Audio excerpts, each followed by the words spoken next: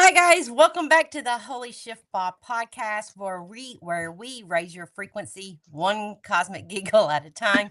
I'm Bethany, your energetic bestie, alongside my fabulous cosmic best friend, Sharon. Hey Sharon, how are you today? Good morning, Bethany. I am great. And we've had a lot of cosmic giggles this morning already, so we're ready for more. No doubt, no doubt. I am so looking forward to hearing what was your Holy Shiftball moment Oh, this week? wow. My holy shift ball moment. Okay. So I watched a video the other day about the upcoming fire horse year and how it relates to those of us who were born in a fire horse year. And lo and behold, a couple of things, I've already experienced a couple of those things, and we aren't even in the fire horse year yet. So that made me realize that the power of suggestion is so strong. It's crazy. So once I perceived, because I was watching videos from people who are supposed to be authority figures in this area. So when a perceived authority figure says something about it, that moment that you turn that thought into a belief, your subconscious becomes your personal genie. And it just starts showing you all these events. It starts bringing all these events to you because it thinks that you want them in your life. And so you watch one video about chaos and holy shit, your life is full of it. So one little thing you can do today to prove that to yourself is have a belief about, oh, I want to see 10 blue cars, or I want to see 5 yellow cars, or I want to whatever. If you're on a beach, you can say, I want to see, 30 blue bikinis, whatever floats your boat. And you will be amazed at how much that your subconscious mind shows you over and over whatever it is that you put that thought in your head. So if you want to know what you're really thinking in life and what your belief system is that's rooted in your subconscious, just look at your life and how you're living it. And that is the power of suggestion. Because when you believe something that an authority figure tells you and it becomes a belief in your subconscious, that's what your life is going to be. It's incredible. So be very Wow. careful about the videos you watch, what kind of movies you watch, what kind of shows you watch, because that seeps into your real life. So you have to be very conscious of it because your Wow. brain, your subconscious is taking notes. It really, truly is. But anyways, yeah. So that was my realization this week. And what about yours, Bethany? I can hardly wait to hear about yours.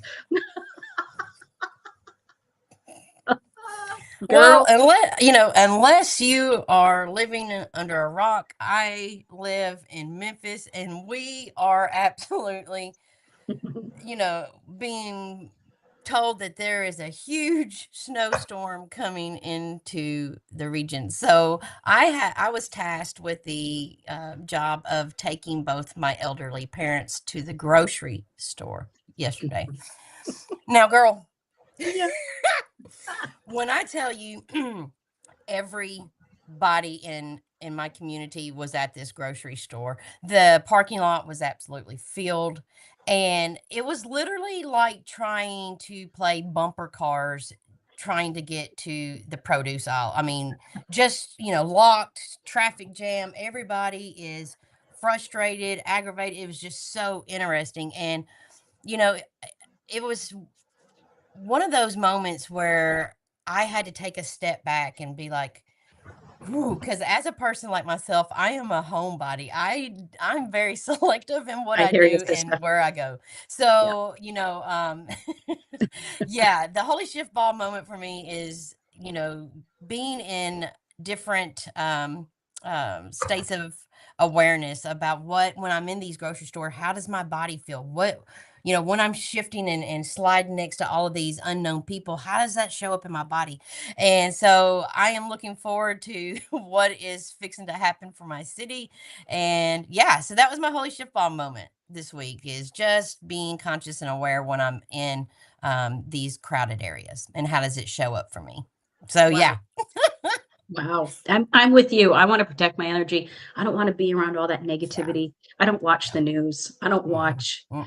anything negative on TV because there's nothing we can do about it anyways. And all that does is root doom and gloom into your subconscious. So it doesn't, I Well, just it don't was partake at it all. was just like a reminder for me, like COVID-19, eat your heart out, because the shelves were absolutely bare. No toilet, I mean, no, a run on the toilet paper, a run on the eggs. So I'm interested. I might even go back to the store today and just see what's left just to do it. But anyway, Sharon, who is our guest for this show? Well, our guest today is Susan Platinsky. And Susan is, she anchors herself as a bridge between Mother Earth and Spirit. Mm. And she blends traditional medicine to holistic health.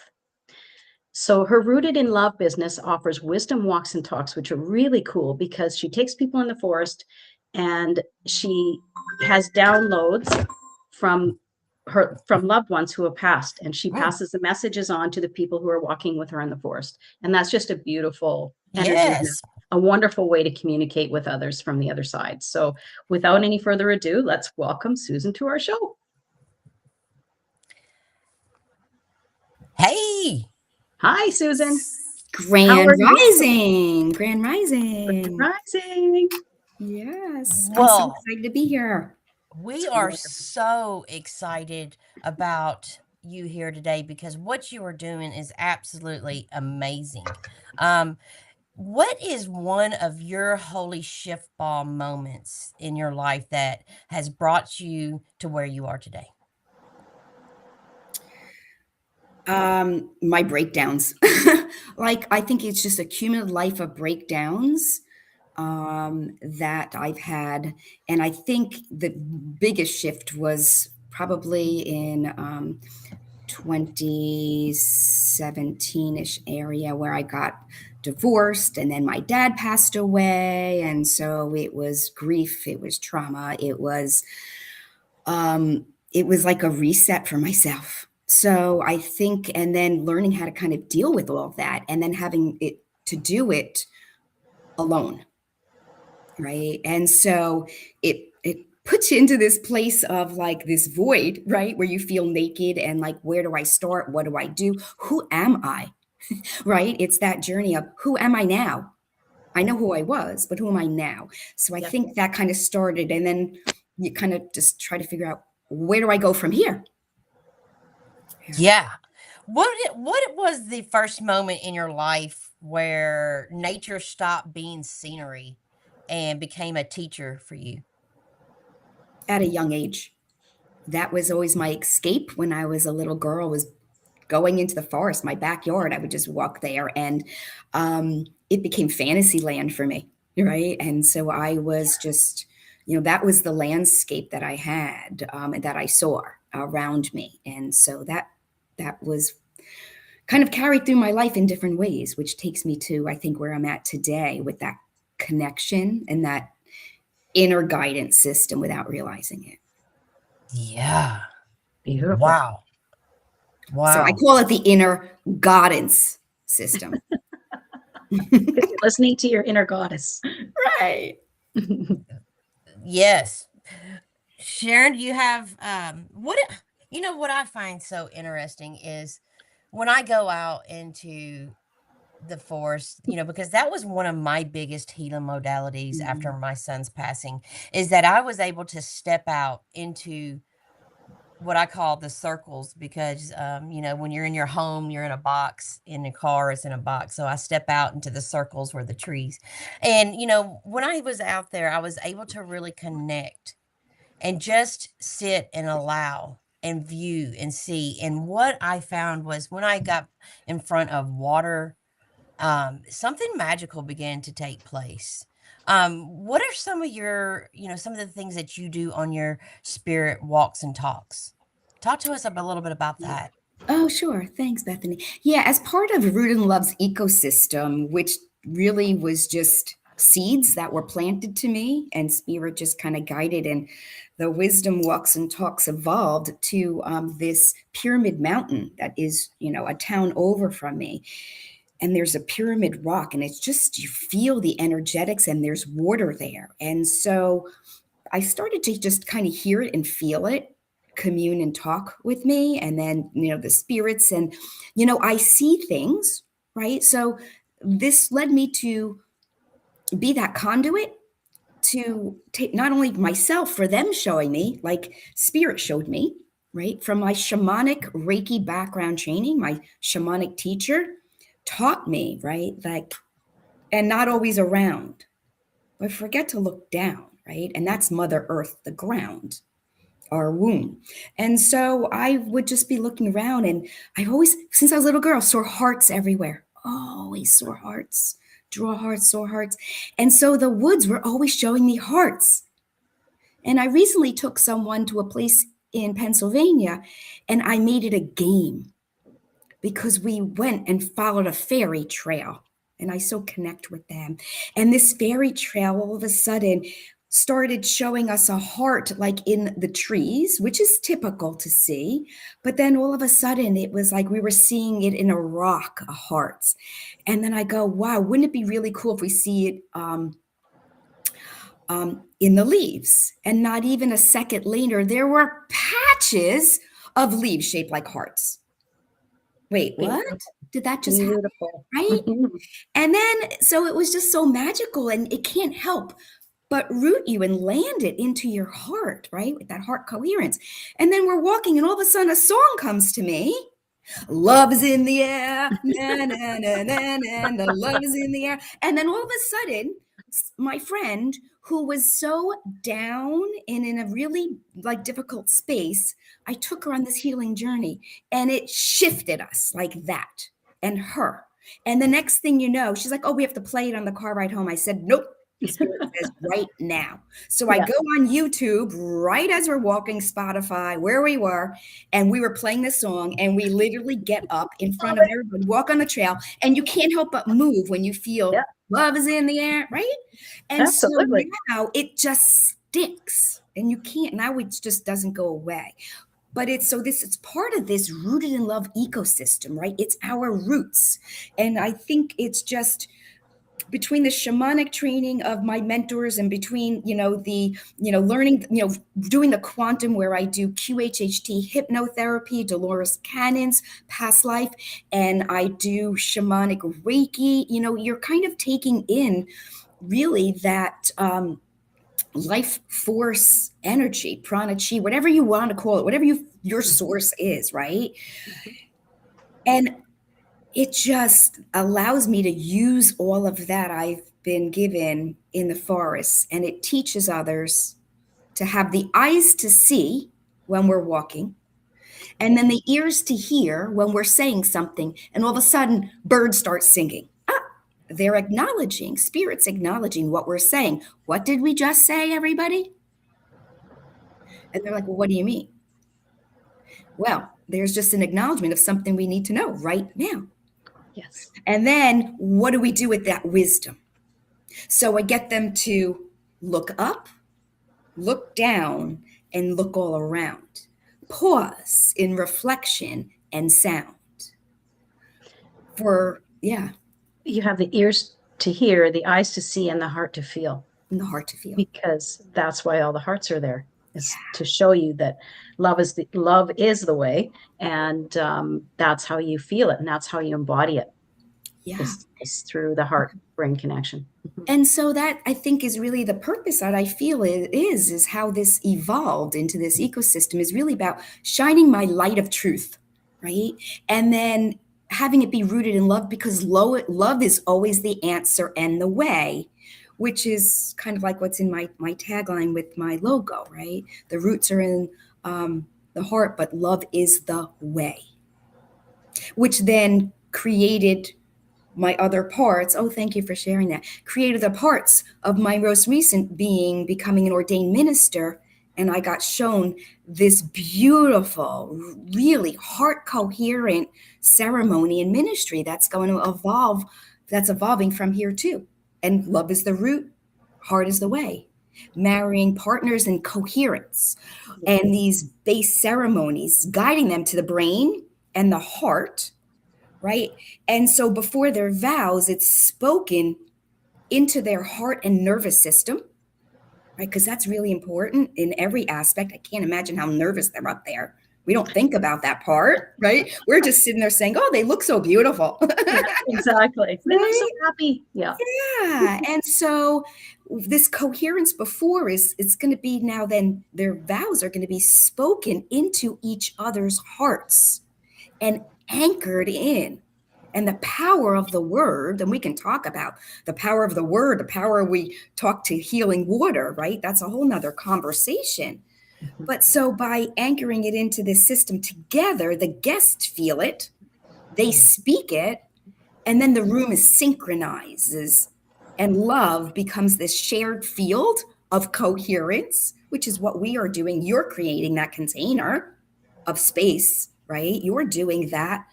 And it's coming out to the collective, and love becomes that shared. And it's not just a moment anymore. It becomes a sacred, soulful, radically human shift. Yeah. Yeah. In your work with sound, breath, and energy, what do you see happen when someone stops trying and starts receiving? Surrender and trust. Yes. They're truly surrendering, and you have to surrender in everything, because then it's left brain control. Right brain is heart, spirit. And so, yeah, it's surrender, because then there's resistance if you don't surrender. And then how are you getting truth? How are you going to become the observer? How are you going to become discerning in what fits right with you without giving your power away? And that's I think the whole thing to this game of life that we have to play. Would you say surrender opens you up and allows you to embody it and feel it? And feel it, no matter how painful it might be or joyful. And that's the integrative part in this, say, Wisdom's Walk and Talks, is really talking about that we tend to miss because people are afraid. It's that void. It's the darkness. And the only way we grow is when we're in and sitting in that darkness, that we can then see the light. Yeah. Yes, because you can't see the light without the darkness. That's for sure.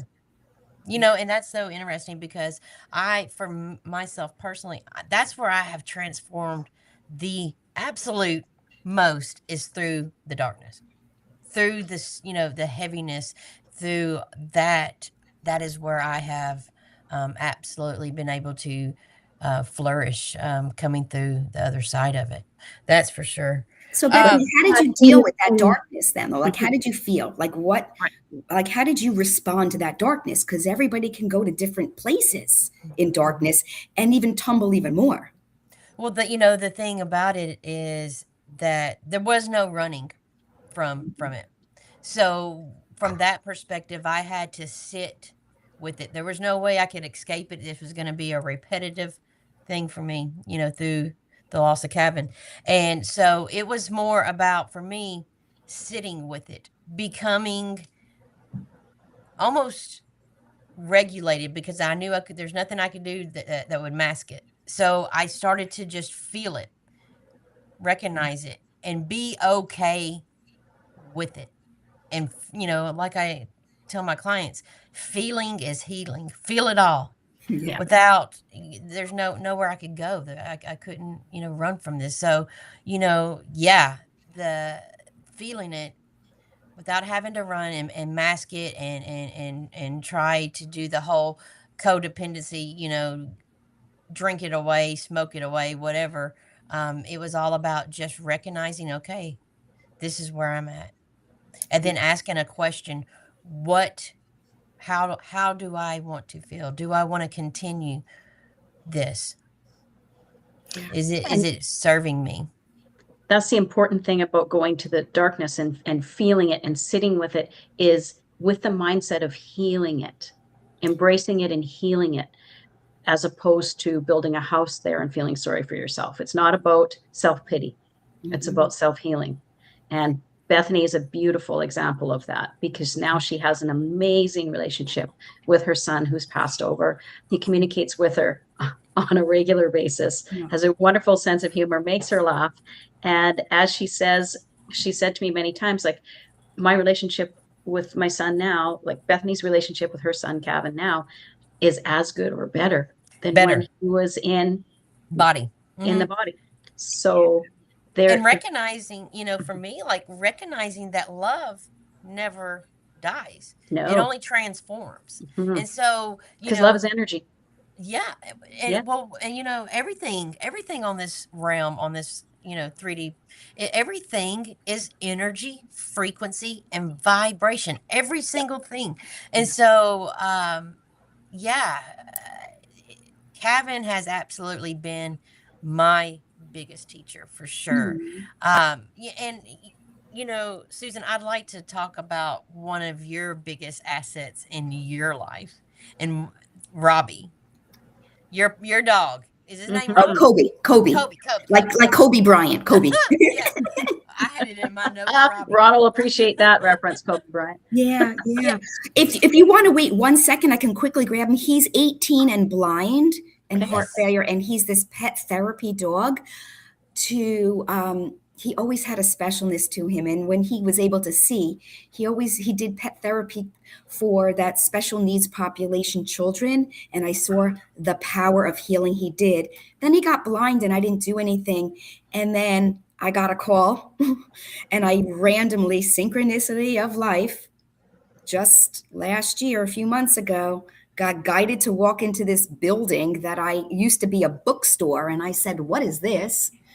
And I went in there, and literally, this is being divinely guided, which is, I surrendered to it and I follow it, and more and more comes.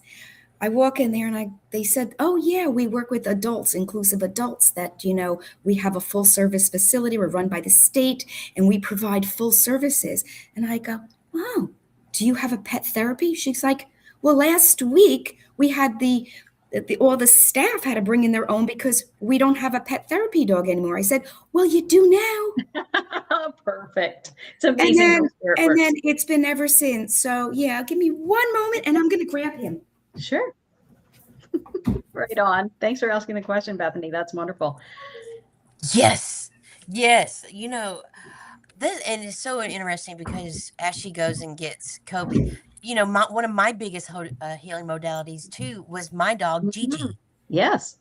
Oh, hi Kobe. Hi Kobe. He hears his name. How are you? Hey.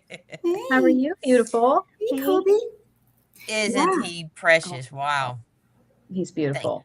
So, this is his favorite spot to be, like this. So no surprising that, like, all he needs to do is just, someone that, can't move, is in wheelchair bound and can't speak or necessarily see. And then this dog just sits there, and then, the energy, frequency, and vibration, right? All they need to do is just put it in their field and then, put it on their face and feel. He's hyperallergenic, so it's real hair, right? It's just a bundle of love in their lap. Like it's the joys, right? So I'm just so grateful he can still do this at 18, and he goes on hikes with me, right? Yes. So I call it my magic. I work with plant medicine of all different kinds, anything from healing in the woods and doing Reiki, to sound, which I added in my plant workshop. And I also, have a line of Botany Scientifics where it's actually hemp, full spectrum endocannabinoids. So he gets pet hemp and Reiki daily. So Wow. it's pretty incredible. And I've been doing this for a couple years now. So Hence the Yeah. longevity. plant magic. I mean, it heals everything in this world. Seriously. Woohoo! That's one. Uh, Speaking your There's his language. Kobe's a stoner. Kobe is a No, Ron. stoner. No, Love Ron. it. It's hemp, Ron. Oh, it's Oh, Hemp amazing. does not get you stoned. All No, right, not Susan, this. we are going to play the game called Shit or Shift, where we toss out some scenarios and you tell us if it's a shift where it's expansive. Yes, I'm having it. Yes, run it. Or if it's shit and it's nope, it's time to let it go. It's a program. It's constrictive. It's restrictive. So are you ready? Ready. All right, Sharon, you want to go with your Let's first question, Oh, girl? sure. Okay. Okay, Susan, returning to plant, animal, and sound medicine, is that sacred ancestral wisdom or proof that healing worked better before Big Pharma took over? It's healing in every aspect, but it's always been there. So no matter, I'm going to say both because it's always been there. We just forget. Yes, We exactly. just forget. No, All And right. I really believe it. pharma uses plant medicine as their base anyway. Mm. They put it in all the meds anyway, is the plant. Oh. Hmm. Yes, Didn't know it that. just gets altered with chemicals and they put other things in it. Yes, Ah. that's where it becomes unhealthy. All right. If nature already regulates the nervous system and restores coherence, why are so many people still trying to heal inside four walls instead of listening to the forest?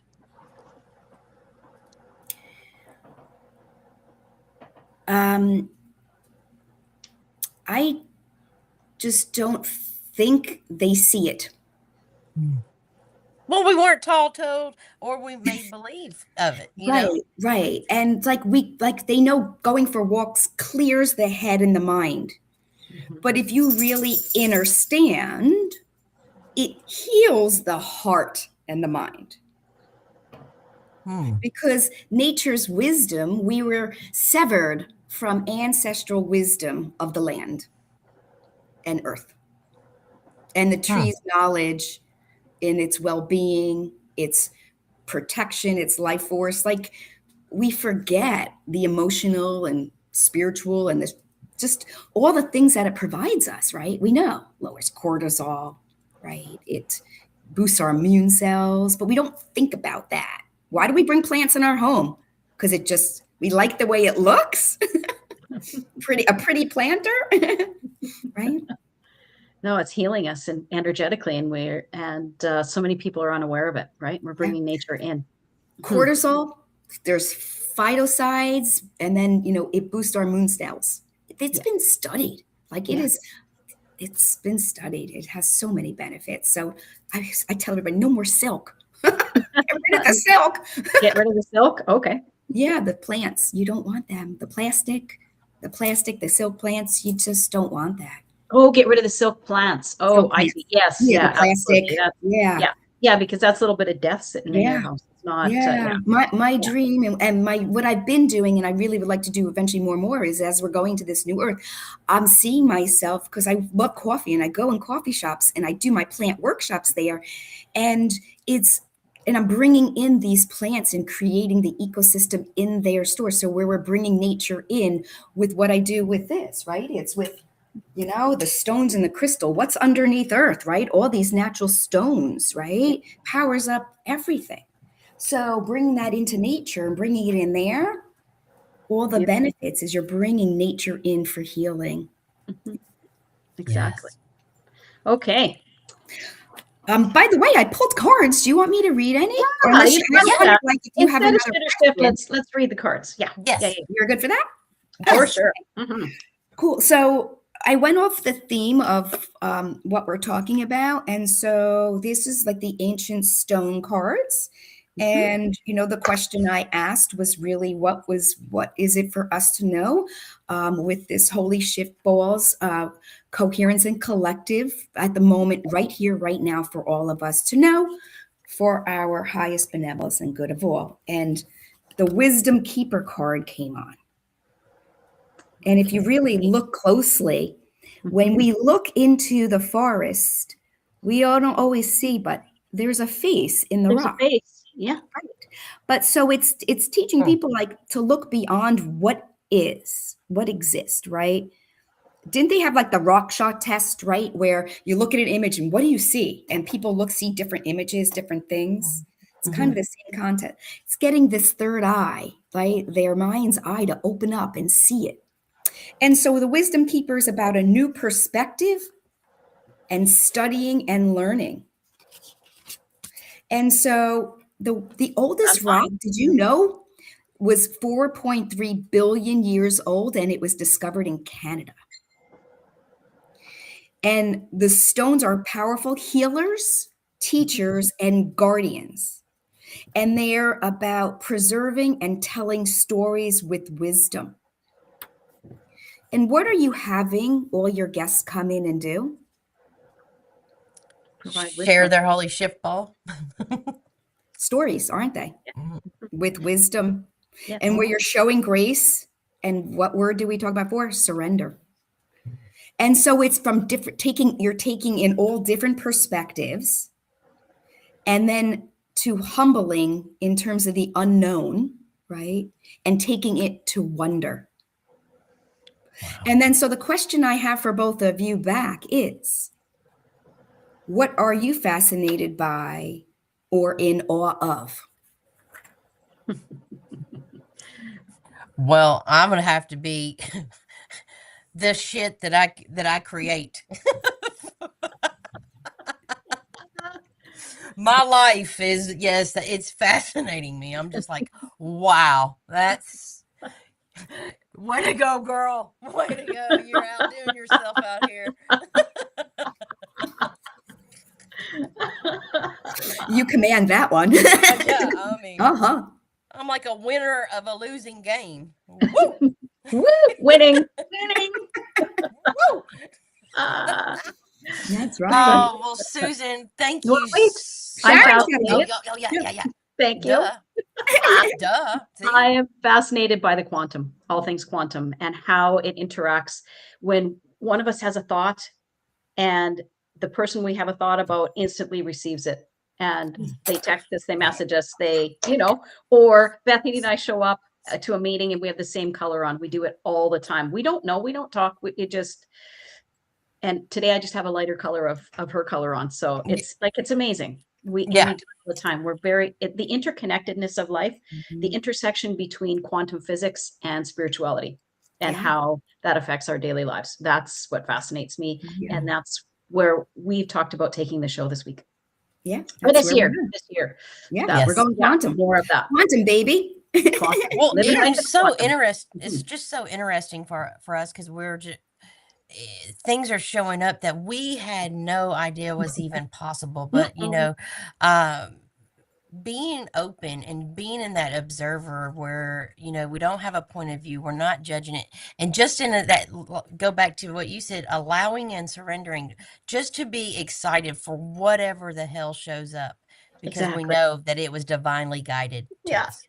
And we know we can handle it and we're going to have fun with it no matter what happens.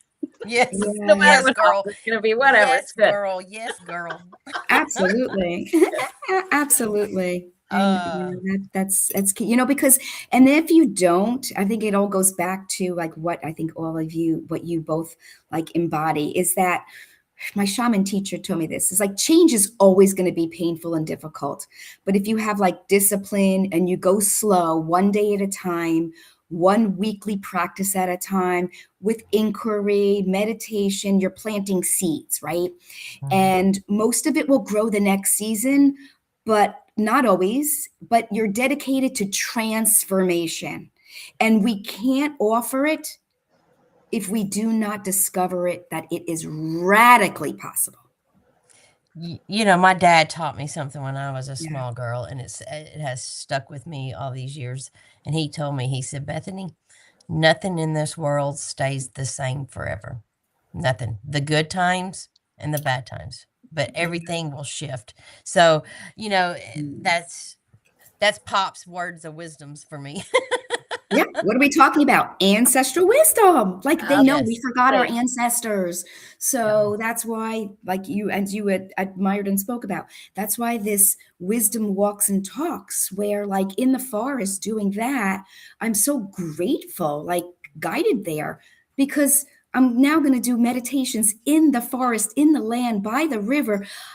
I do volunteer work there that they're this weekend I'm coordinating. I'm going to be curating that space to wake up the heartbeat of Mother Earth with everybody there in meditation and sound. I mean, Awesome. like Awesome. ancestor wisdom, what you just spoke about, right? Re-remembering who are we? Yes. Yes. Well, Susan, thank you so much. Both Sharon and I are so grateful that you came onto the show and to just open your heart and share your authenticity and what you're doing. We just think it's absolutely amazing. If our audience members would like to reach out and work with you and speak with you, what would be how can they get a hold of you? Well, I have Facebook and Instagram at Infinite Life Designs. That's Infinite Life Designs. My email's infinitelifedesigns@gmail. And I'm really excited because now I have a physical community-based location of a friend of mine that has a healing community, Holistic Harmony, and that's 152 Hamburg Turnpike in Bloomingdale, New Jersey. And so it's a holistic wellness center and really going to build community there and community healing Fridays and just make it more in person so we could hug and have hearts together. Beautiful. Yes. Beautiful. Yes. I'm so Oh, grateful to be here. Thank you so much. Thank thank you. you so Thank much. you. Thank you, Susan. Thank you Have so a much. wonderful day. You too. Bye-bye. Bye. All Yes. righty. That was good. That was really good. Yes. Yes, Sharon. I enjoyed that. Something about forest, it's just getting outside, not being restricted, just being able to get into the flow state, right? And like you say, that was very cathartic, very healing for you. And thank you for Mhm. sharing your story Oh, and being a for sure. shining example of how to go to your deepest, darkest place Yes. and start healing and initiate the Yes. healing process. It was Well, beautiful. thank you so much. Well, Sharon, sweetheart, who do we have on the show for next week? Next week, we have Tina Kasich. She's a teacher, a writer, and a researcher of human transformation. So she weaves together consciousness, science, and modern tools to help you build harmonious relationships with yourself, others, and the world. So stay tuned for that. It's going to be an interesting conversation for sure. All right, will do. And guess what, Sharon? What? When life kicks you in the balls, be sure to tune in to your Holy Shiftball podcast. Where we help you turn that shit into a shift. All right, Have see a you next wonderful week. Thursday. Toot-toot. Bye-bye.